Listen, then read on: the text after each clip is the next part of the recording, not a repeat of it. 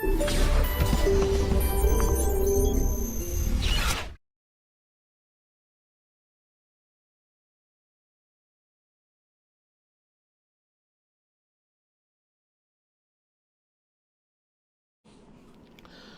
berikutnya hadis yang ke-13. Berdamai dan menghubungkan hubungan silaturrahim. Daripada Abi Ayyub Al-Ansari radhiyallahu ta'ala anhu. Ahbabuna fillah.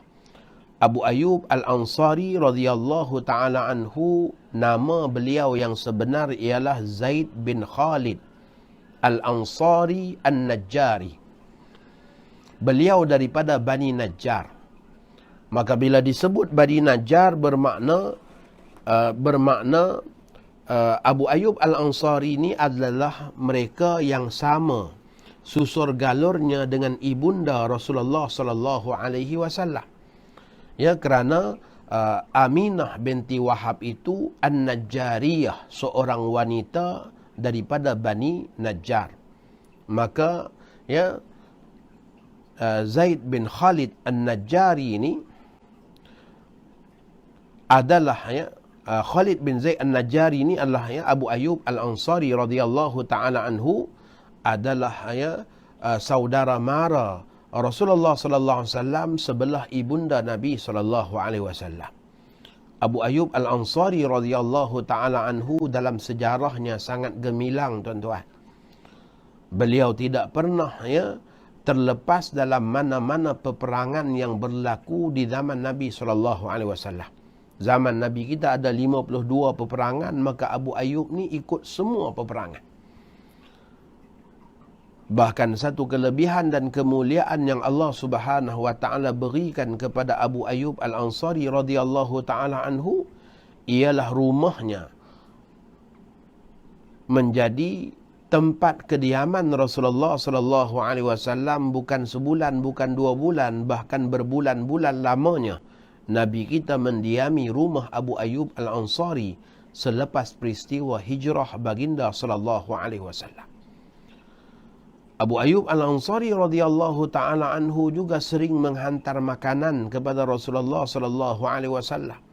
Dan begitu juga Nabi kita sering kali kalau Nabi kita ada makanan lebih di rumah, maka Nabi kita titipkan kepada keluarga Abu Ayyub Al-Ansari radhiyallahu taala anhu. Abu Ayyub Al-Ansari ini adalah orang yang sangat akrab dan rapat dengan Rasulullah sallallahu alaihi wasallam. Jadi pada malam ni kita nak tengok apa hadis yang diriwayatkan oleh Abu Ayyub Al-Ansari radhiyallahu taala anhu.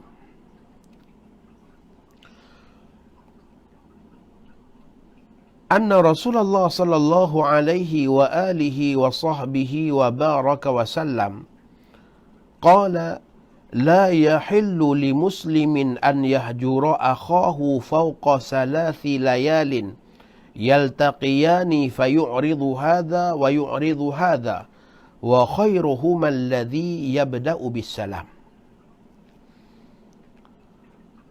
Bermaksud tidak halal seorang Muslim meninggalkan saudaranya, yakni tak bertegur siapa, tak menyapa, lebih daripada 3 hari. Kedua-duanya bertemu, maka saling berpaling antara mereka. Bila sebut saling berpaling antara mereka itu, maka keadaan sebutan itu nak menggambarkan kepada kita bahawa yang dimaksudkannya tidak halal seseorang itu meninggalkan saudaranya ialah meninggalkan dalam hal keadaan sengketa. Meninggalkan dalam hal keadaan dalam hal keadaan bermusuhan. Meninggalkan dalam hal keadaan benci membenci. Meninggalkan dalam hal keadaan masya-Allah boikot memboikot, masya-Allah. Maka tidak halal seorang Muslim meninggalkan saudaranya, yakni tak bertegur lebih daripada 3 hari. Kedua-duanya bertemu, maka saling berpaling antara mereka. Yang terbaik daripada mereka berdua adalah orang yang memulakan salam. Maka Nabi kita katakan orang yang terbaik dalam 2 orang yang bergaduh sehingga tak bercakap ni adalah orang yang memulakan salam. Kerana saat dia memulakan salam bermaksud dia telah meleburkan keegoannya dan dia menjadi orang yang tawaduk, merendah diri, ya, sehingga dia boleh, ya, untuk menghubungkan semula silaturahim yang dah terputus. Ya. Maka orang yang memulakan salam adalah yang terbaik antara dua orang yang bergaduh. Islam tidak melarang umatnya untuk membenci Muslim yang lain secara mutlak. Kerana setiap Muslim yang rasa telah dizalimi orang lain pasti tidak akan menyukainya dan tidak dapat serta-merta memaafkannya. Untuk itu Islam memberikan batas, ya, selama 3 hari. Ya, untuk kita merenung balik, ya, rasa marah kita kepadanya, untuk kita merenung balik, ya, ini mungkin hanya sekali aja dia buat silap dengan kita. Manusia kadang-kala, Masya Allah, dalam kehidupan kita, kita dah buat baik banyak pada dia. Tapi sekali kita buat silap aja, langsung seolah-olah tidak ada langsung kebaikan daripada kita. Ramai manusia yang bersikap demikian. Maka, ya, sebab itu Islam dia bagi peluang untuk kita selama 3 hari. Nak marah-marah sungguh 3 hari. Ya. Ini 2-3 hari ni duk kempen untuk boykot easy korban pula. Marah sungguh 3 hari. Tapi lepas 3 hari kalau jumpa jangan sampai tak bercakap pula. Ya. Kalau berjumpa jangan sampai tak bercakap. Ya, nak marah sungguh 3 hari ni. Ya. Disebabkan apa yang telah dilakukan itu, ya, di luar norma, ya, kehidupan seorang yang baik, ya, tak sepatutnya dengan, ya, kata-kata dan juga, ya, dengan cercaan yang dilakukan, ya, tuduhan yang dilakukan dan menunjukkan betapa tidak memberikan satu penghormatan kepada orang yang lebih mulia, ya, iaitu kepada para alim ulama. Ahbabuna fillah. Maka Islam bagi peluang 3 hari. Ya.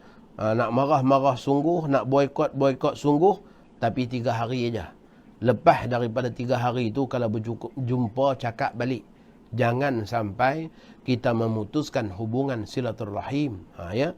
Dan hendaklah kita ingat, kadang-kadang saat kita rasa marah kepada orang lain dengan keburukan yang mereka lakukan, ya, sedangkan itu hanyalah sekali silap yang telah dia lakukan, sedangkan sudah banyak kebaikan-kebaikan yang dia buat kepada kita. Dan hendaklah kita ingat, kadang-kadang saat kita rasa marah itu, kita pula rasa macam kitalah manusia yang terbaik di dunia ini. Masya Allah, ya. Maka pada ketika itu sebenarnya kemarahan dan perasaan rasa baik itu menyebabkan kita jauh daripada Allah Subhanahu wa taala. Maka hendaklah diinsafi. Ya, maka sebab itulah Nabi kita kalau marah sekalipun, lam yaghdab li nafsih, Nabi tak pernah marah untuk diri sendiri. Innama kana ghadabuhu lillah. Sesungguhnya marahnya Nabi itu semata-mata untuk Allah Subhanahu wa taala. Marah kerana Allah Subhanahu wa taala, bukan marah kerana kemarahan yang dipimpin oleh nafsu. Berlaku di zaman para sahabat ridwanullah alaihim ajma'in. Bagaimana dengan, ya, ketika mana Mu'aiqib, ya, di zaman Sayyidina Uthman bin Affan, ya, cincin Nabi SAW yang tertulis ya, yang tertulis Muhammad Rasulullah, ya, cincin itu tertulis Muhammad Rasulullah. Cincin itu telah pun jatuh daripada tangan Mu'aiqib dalam perigi Bi'ri Arish, ya, yang berada di Quba. Kalau kita pergi ziarah Masjid Quba, ya, dulu di kawasan Masjid Quba tu ada satu perigi tempat Rasulullah SAW datang, dan Nabi kita kerap kali meletakkan kaki baginda di dalam air perigi itu, menghayun-hayunkan kakinya untuk menyejukkan badan baginda SAW. Jadi cincin Rasulullah SAW di zaman Sayyidina Uthman telah pun jatuh dalam perigi tersebut. Maka apabila jatuh dalam perigi itu, ya, para sahabat telah mengeringkan perigi itu berkali-kali untuk mereka mendapatkan semula cincin Rasulullah SAW yang jatuh itu, tetapi tidak ditemui. Maka para sahabat sangat bersedih kerana kehilangan. satu daripada warisan Rasulullah sallallahu alaihi wasallam yang sangat berharga, cincin yang tertulis Muhammad Rasulullah yang dipakai di tangan baginda Nabi sallallahu alaihi wasallam. Selepas Nabi kita wafat dipakai pula di tangan Abu Bakar As-Siddiq. Selepas Abu Bakar wafat dipakai pula di tangan Sayyidina Umar Al-Khattab. Tiba-tiba Masya Allah, ya, cincin itu bila diserahkan kepada Mu'aykib, amil zakat di zaman Sayyidina Osman, ya, orang ini telah pun, ya, dalam hal keadaannya tak sengaja telah pun, ya, terjatuh cincin itu di dalam perigi Arish. Maka sahabat mengeringkan perigi untuk mendapatkan semula cincin tersebut, tetapi tidak ditemui. Pada ketika itu para sahabat boykot, ya, Sayyidina Osman bin Affan. Masya Allah. Bukan, ya, bukan sebarangan orang yang diboykot tu Sayyidina Osman. Masya Allah, ya. Tetapi tak lebih 3 hari. Ya. Tak lebih 3 hari. Sebab apa? Sebab itulah batas yang diberikan oleh Islam. Annahu la yahillu li muslimin an yahjura akhihi fawqa min salas. Ya, tidak halal an yahjura akhahu fawqa min salas. Tidak halal bagi seorang muslim meninggalkan saudaranya lebih daripada, ya, lebih daripada 3 hari. Ya.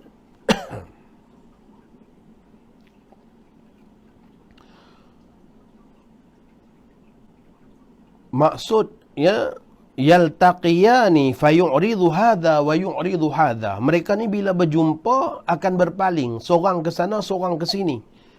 Nak memaklumkan kepada kita bahawa tak halal meninggalkan saudara lebih daripada 3 hari itu dalam hal keadaan sekiranya ada sengketa, ada permusuhan. Tapi kalaulah meninggalkan lebih 3 hari, contohnya sekarang kita tak jumpa dengan kawan-kawan pejabat lebih daripada 3 hari. Sebab semua dah terkurung dalam rumah dah, ya. Dah lebih 14 hari, Masya Allah. Ya. Ya, tak boleh balik kampung, tak boleh ke mana, ya, berada dalam rumah masing-masing. Ya. Jadi bukan itu maksudnya, ya, tak halal meninggalkan lebih 3 hari. Maksud tak halal meninggalkan lebih daripada 3 hari ini sekiranya ada sengketa, permusuhan dan pergaduhan. Ya, maka pada ketika itu, ya, hukumnya haram meninggalkan saudara kita lebih daripada, ya, lebih daripada 3 hari. Ya, bukan maksud bila seseorang, Masya Allah, ya, ada dalam senarai friend list dia sampai 5,000 orang, maka tiap-tiap 3 hari bagi salam, Assalamualaikum, apa khabar semua, saya bimbang berdosa, tak tegur siapa lebih 3 hari. Ya, bukan itu maksudnya.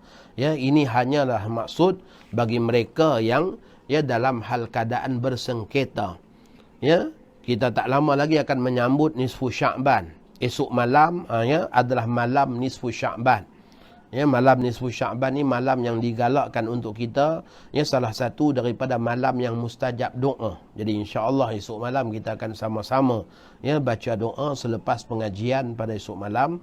Ya, kita isi malam, ya, malam nisfu Sya'ban dengan munajat dan doa kepada Allah Subhanahu wa taala yang insya-Allah, ya, pada esok malam.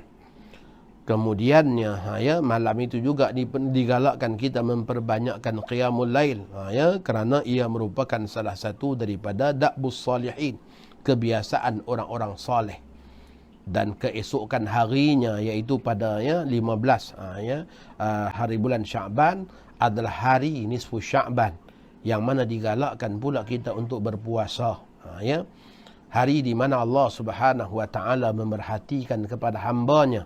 Dan Allah memberikan pengampunan kepada semua hamba-hambanya yang memohon keampunan dan bertaubat. Kecuali siapa? Ada pengecualiannya, iaitu orang-orang yang bersengketa dan bermusuhan yang memutuskan hubungan silaturahim. Maka ahbabuna fillah, ya, apa juga sengketa yang ada, bertaubatlah dan pohonlah keampunan kepada Allah. Ya. Kita nak bercakap tentang buruk manusia, orang juga boleh bercakap tentang buruk kita.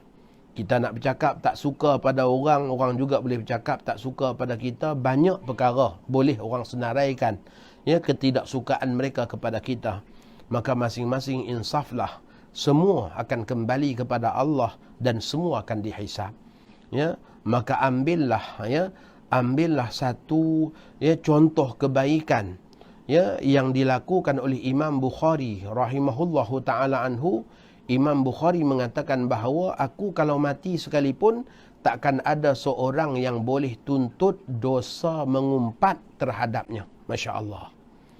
Sepanjang hidup Imam Bukhari itu, tak pernah mengumpat pada orang lain. Masya Allah. Tak ada dosa mengumpat. Masya Allah.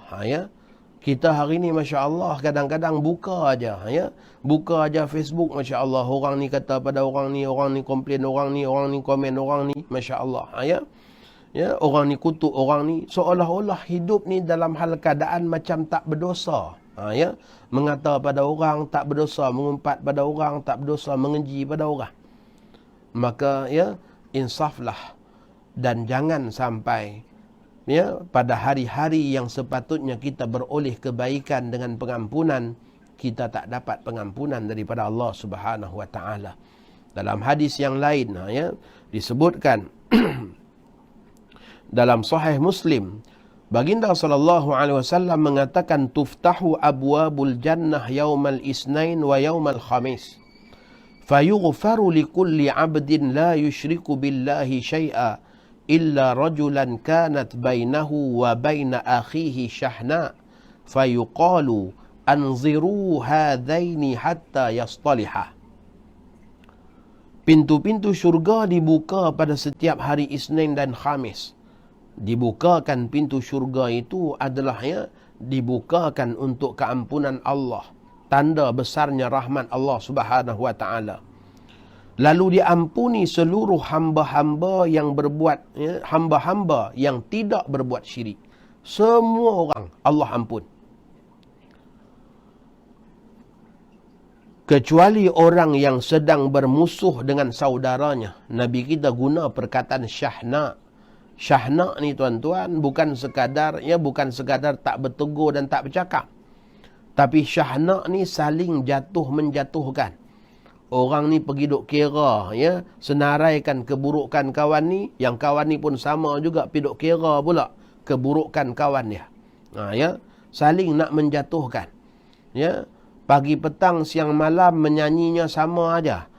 Bercakapnya sama aja, duk cakap tentang buruk saudaranya itu sebab saling nak menjatuhkan antara satu sama lain. Ini yang dikatakan syahna. Dan ini yang sangat-sangat menakutkan kita yang berlaku di dalam ramai masyarakat kita. Biarlah orang politik nak bergaduh sama-sama orang politik, tapi kita jangan sampai terjebak sama dengan dosa-dosa tersebut. Yang menyebabkan masya-Allah kita yang tak ada apa-apa pun bergaduh lebih teruk daripada mereka, masya-Allah. Jadi insaflah. Sebab apa? Sebab semua ni boleh menyebabkan kerugian yang besar dalam kehidupan kita, dunia dan juga akhirat. Lalu diampuni seluruh hamba yang tidak berbuat syirik, yang tak menyekutukan Allah dengan sesuatu apapun, kecuali orang yang sedang bermusuh dengan saudaranya. Maka dikatakan tangguhkan amal dua orang ini sehingga kedua-duanya berdamai. Maka sekiranya dalam kehidupan ni, kita merasakan hidup kita banyak keluh kesah, kita merasakan rezeki tak datang-datang, kita merasakan banyak kerisauan dan kesusahan, maka hendaklah diimbau kembali apakah kesalahan-kesalahan kita yang telah kita lakukan, sama ada terhadap Allah, terhadap guru-guru, terhadap ibu bapa, bahkan terhadap saudara-saudara kita, yang kadang-kala disebabkan kesalahan-kesalahan itulah yang menyebabkan doa kita tak diterima. Kalau dalam hadis yang lain disebutkan di antara sebab musabab tak diterima doa seseorang adalah kerana memutuskan hubungan silaturrahim. Maka doa ini merupakan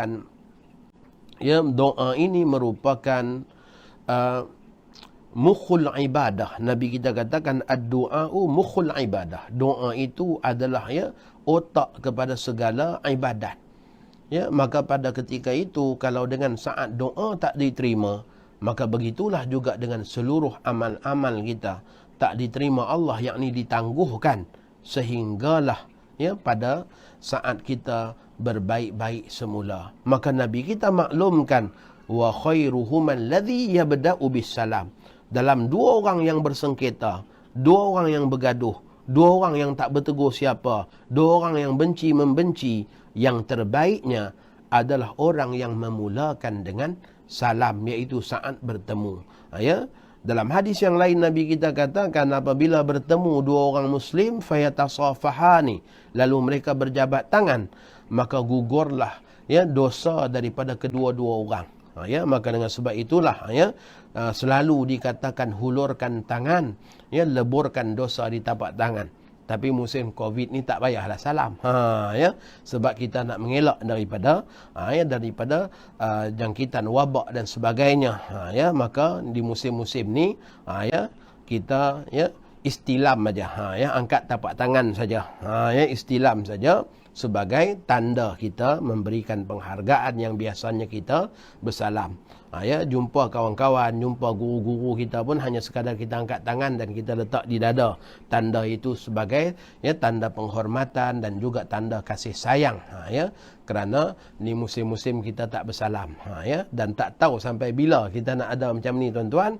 Cuma kita mengharapkan insya-Allah disegerakan berakhirnya hal keadaan ini, agar kita dapat kembali untuk masuk ke masjid untuk beramal. Dan saya mohon juga pada malam ini sama-sama kita doakan Syekhuna Syekh Muhammad Nuruddin Marbu Al-Banjari Al-Makki, guru kami yang dimaklumkan semalam oleh sahabat-sahabat tim khidmat bahawa tuan guru agak kurang sihat. Jadi mohon didoakan insya-Allah, sama-sama kita doakan mudah-mudahan Allah anugerahkan kesembuhan dan kesihatan kepada guru kita semua, tuan guru Syekh Muhammad Nuruddin Marbu Al-Banjari Al-Makki, hafizahullah wa matta'ahullahu bisihatin wa afiyah wa atalallahu umrahu, ya Allah ya arhamar rahimin. Ahbabuna fillah, insya-Allah kita akan sambung pada pertemuan pada malam besok pada hadis yang ke-14. Hadis yang ke-14. Jadi kita muhasabah dengan beberapa hadis yang dah kita baca pada malam ni.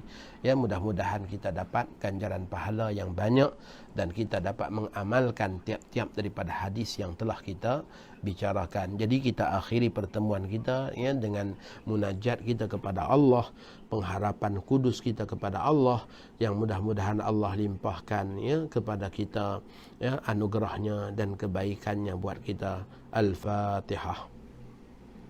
A'udzubillahi minasyaitonir rajim. Bismillahirrahmanirrahim. Alhamdulillahi rabbil alamin arrahmanir rahim maliki yaumiddin.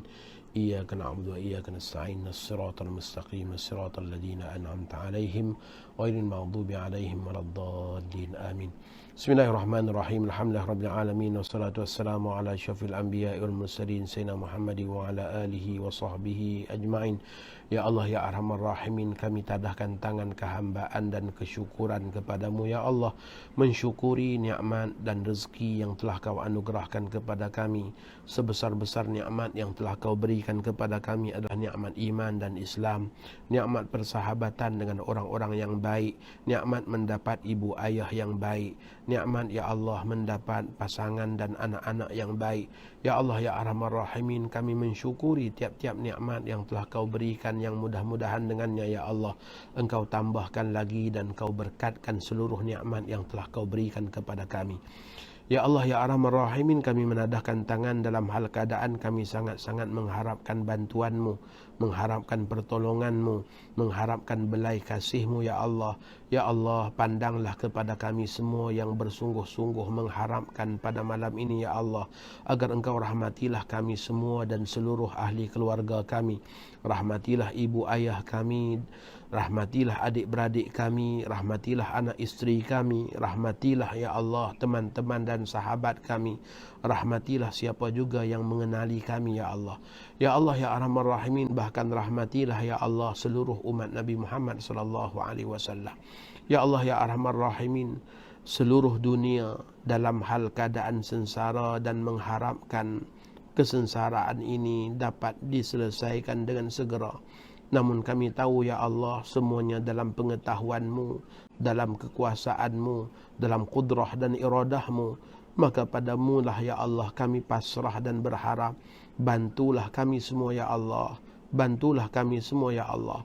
Ya Allah ya Arhamar Rahimin, sesungguhnya coronavirus adalah salah satu daripada makhluk-Mu ya Allah, yang telah Kau utuskan kepada kami semua untuk memberi peringatan kepada kami betapa kerdilnya dan tidak mampunya kami ya Allah, walaupun dengan makhluk yang kecil itu ya Allah, yang tak nampak dengan pandangan mata kasar itu ya Allah, namun kami tidak mampu dan kami ya Allah dalam hal keadaan mengharapkan rahmat dan kasih-Mu. Bantulah kami ya Allah, berikanlah kesembuhan kepada saudara-saudara kami yang telah dijangkiti. Hentikanlah wabak ini dan jangkitannya kepada yang lain ya Allah. Anugerahkanlah kepada saudara-saudara kami yang berada di barisan hadapan menghadapi wabak ini ya Allah. Dalam dianugerahkan kesihatan kepada mereka, keafiatan buat mereka, ketabahan kepada mereka. Berilah penambahan tenaga buat mereka ya Allah, kesabaran buat mereka dan juga anak isteri mereka ya Allah. Mereka dalam hal keadaan ya Allah terpisah daripada keluarga mereka. Ada dari kalangan mereka tidak dapat bertemu dengan keluarga disebabkan terpaksa di kuarantin ya Allah, kerana bertugas ya Allah ya Arhamar Rahimin. Kasihanilah mereka, rahmatilah mereka, berilah ganjaran pahala yang besar kerana khidmat mereka kepada Nabi-Mu ya Allah, khidmat mereka ya Allah kepada kekasih-Mu Rasulullah, iaitu berkhidmat kepada seluruh umat Nabi Muhammad sallallahu alaihi wasallam. Ya Allah ya Arhamar Rahimin, Engkau berikanlah kesembuhan kepada yang dah kena dengan wabak ini, dan Engkau hindarkanlah kami daripada wabak ini. Angkatlah segala balak dan musibah ini ya Allah. Ya Allah ya Arhamar Rahimin, kasihanilah kami semua ya Allah. Kami tidak mampu kecuali dengan penganugerahan dan pemberian-Mu. Ya Allah ya Arhamar Rahimin, padamu kami mengadu, padamu kami merayu. Anugerahkanlah ya Allah kesenangan, keafiatan, kesentosaan, penjagaan, pelindungan, kejayaan dan kemurahan rezeki kepada semua yang mengaminkan doa ini ya Allah. Ya Allah ya Arhamar Rahimin, padamu kami berharap, padamu kami merayu, padamu kami merintih. Terimalah taubat kami ya Allah. Rahmatilah kami dan seluruh ahli keluarga kami ya Allah. Berkatilah kehidupan kami ya Allah. Ya Allah, kami pohonkan kepadamu sebaik-baik perkara yang pernah dipohon oleh kekasih-Mu Nabi Muhammad SAW dan hamba-hamba-Mu yang saleh. Ya Allah, jauhkanlah kami daripada perkara-perkara yang tidak baik yang pernah didoakan oleh Rasulullah SAW agar dijauhkan daripada baginda dan daripada umat baginda ya Allah. Ya Allah ya Arhamar Rahimin, bukakanlah semula kepada kami ya Allah masjid-masjid-Mu ya Allah. Berilah peluang untuk kami kaum lelaki dapat melakukan solat berjamaah dan Jumaat ya Allah. Kami menyesali kealpaan dan kelalaian kami selama ini ya Allah. Laungan azan yang dipanggil kepada kami ya Allah, dulu kami tak peduli. Sekarang ya Allah, ketika mana mendengar laungan azan dan kami tak dapat pergi, terasa di hati ya Allah betapa kami tidak dijemput ya Allah. Ya Allah ya Arhamar Rahimin, permudahkanlah kami ya Allah untuk dibukakan semula masjid-masjid kami ya Allah. Ya Allah ya Arhamar Rahimin, kasihanilah kami ya Allah. Berilah peluang untuk kami memasuki masjid-Mu dan berdoa, Allah maftah lana abwaab rahmatik. Ya Allah, bukakanlah kepada kami pintu-pintu rahmat-Mu ya Allah. Telah hilang daripada kami ya Allah peluang mendapat rahmat yang banyak, iaitu berada di dalam masjid. Ya Allah ya Arhamar Rahimin, padamu kami berseru, kami merayu dan meminta ya Allah, selamatkanlah umat Nabi Muhammad SAW daripada derita dan sengsara ini ya Allah. Ya Allah, jemputlah kami untuk kami dapat datang semula ke tanah haram-Mu dan tanah haram Nabi-Mu. Anugerahkanlah kepada kami peluang untuk kami melihat Kaabah Al-Musharrafah, melakukan tawaf di Baitullah, melakukan sa'i di antara Safa dan Marwah, berwukuf di padang Arafah, melontar jamrah demi jamrah. Berilah peluang kepada kami ya Allah untuk kami dapat ziarah baginda Nabi sallallahu alaihi wasallam di dalam kota Madinah, menyampaikan salam kepada baginda dan melakukan salat di dalam raudhah. Ya Allah ya Arhamar Rahimin, Kabulkanlah harapan dan permintaan ini ya Allah. Ya Allah ya Arhamar Rahimin, selamatkanlah kami ketika mana kami dibangunkan di padang mahsyar kelak ya Allah. Anugerahkanlah kepada kami kenikmatan dapat melihat Rasulullah sallallahu alaihi wasallam dikumpulkan bersama dengan kumpulan baginda. Jangan dijauhkan kami daripada baginda ya Allah. Ya Allah, bukakanlah laluan, dekatkanlah jalan agar kami sampai kepadanya ya Allah. Dan selamatkanlah kami ketika mana kami melalui titian sirat. Jangan ada seorang pun daripada kami, guru-guru kami, ibu ayah kami, anak isteri kami, sanak saudara kami, adik-beradik dan juga kaum kerabat kami serta sahabat-sahabat dan teman kami yang terjerumus jatuh ke dalam lubang neraka. Ya Allah, selamatkanlah kami semua daripada azab neraka ya Allah. Rabbana atina fid dunya hasanah wa fil akhirati hasanah wa qina adzabannar. Wa sallallahu ala sayyidina Muhammad wa ala alihi wa sahbihi wa baraka wa sallam. Walhamdulillahi rabbil alamin. Taqabbalallahu minkum. Insyaallah kita